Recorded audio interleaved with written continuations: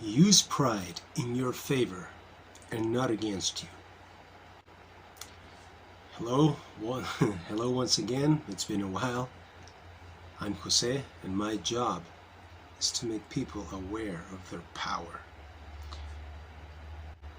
Pride is something inherent to a lot of people.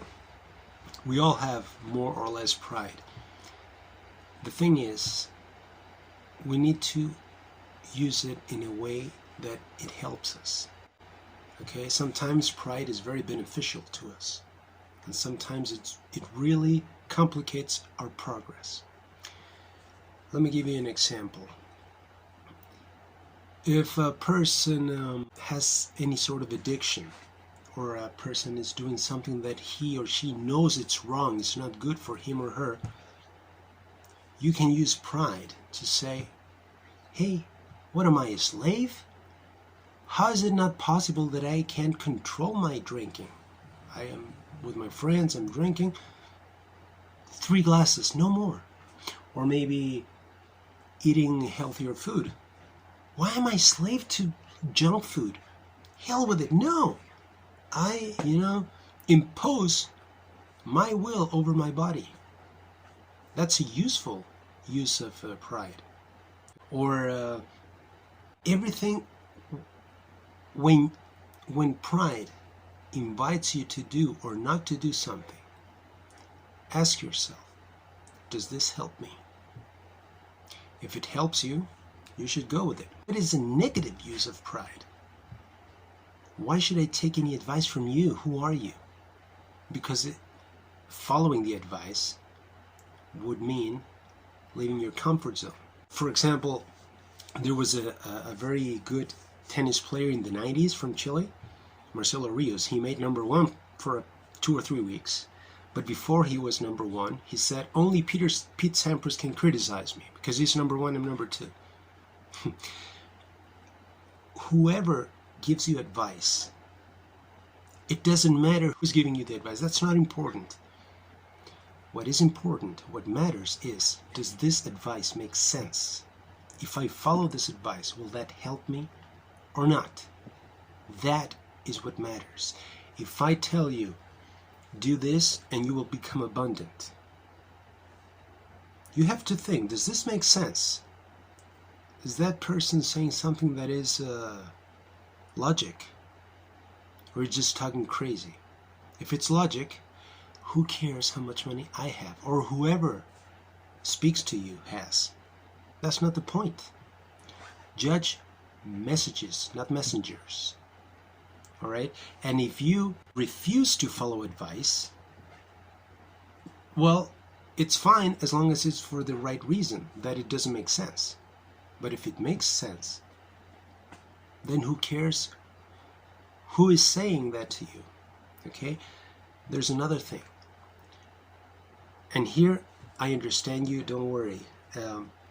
Many times, for example, you or I, anyone, buys things that are, I don't know, not super cheap, but we buy them because we want them, okay?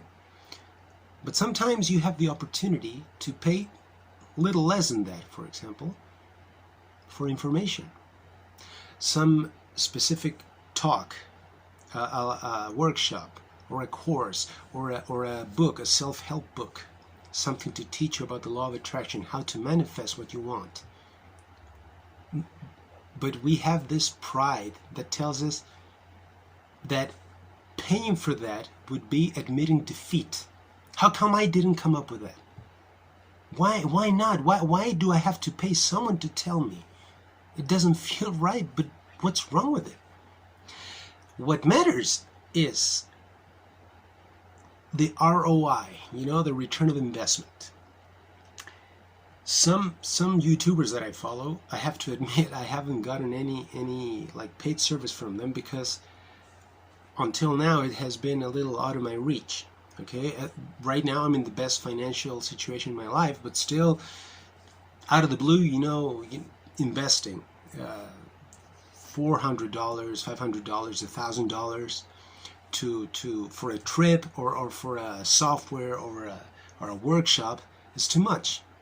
Okay, but But if I were offered, I don't know, $10 or something, and I say, wow, that this could teach me, I'll do it, you know? So, for example, I have like 2 books online. One is $2.5, the other is $5, giving tips on the law of attraction, how to manifest, how to reprogram your subconscious mind in order to attract what you want. And I have sold some books, not too many. But the thing is, I understand. It's that prejudice that we have that comes from pride. You know, if I pay, I admit defeat. Why? It's normal to pay for whatever is good, whatever is useful, you know?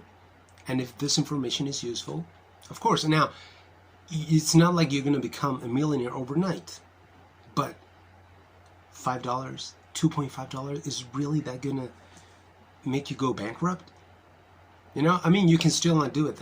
It's just an example. There are many other YouTubers that offer really expensive stuff, and they make a very nice living because they do sell that kind of stuff. Okay, I haven't sold those many things. Right now, I'm in a very good position financially again. Not in this moment, not at the moment of recording this video, because of my law of attraction videos or material, right? Not yet. But that's the aim, and it's a very nice endeavor to want to help people and to make a living out of that, you know, to have that as your main activity. Why not? That's beautiful. As long as you're not ripping people off or making them go into debt. That's not going to happen with the things that I'm offering right now.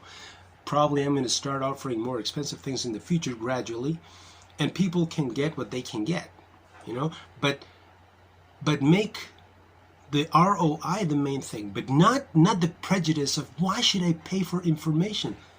It's fine. We should all do that, you know. Whenever you pay for a teacher or a sensei in martial arts or a sifu if it's a kung fu, whatever, or any coach, anyone who can teach, who can give you information or instruction, it's perfectly logic and fair to pay for that. All right? So, remember, use pride in your favor. Use pride to say, I should do this that helps me, and I should drop this that doesn't help me. And whoever gives you any advice, the filter should not be, I should come up with this alone. That's not the right filter. The right filter is, does this make sense or not? Does this help me or not? If I follow this, am I going to get closer to the ideal person that I want to become? That should be the filter. And below this video, you can find the links to the ebooks that I'm selling to help you manifest what you want by modifying your subconscious mind, adapting it to attract what you want. I hope you have liked this video. If so, please click on like, subscribe to this channel. I hope to start uploading more videos soon enough. Have an amazing day, wonderful life always, and go for it. Thank you very much.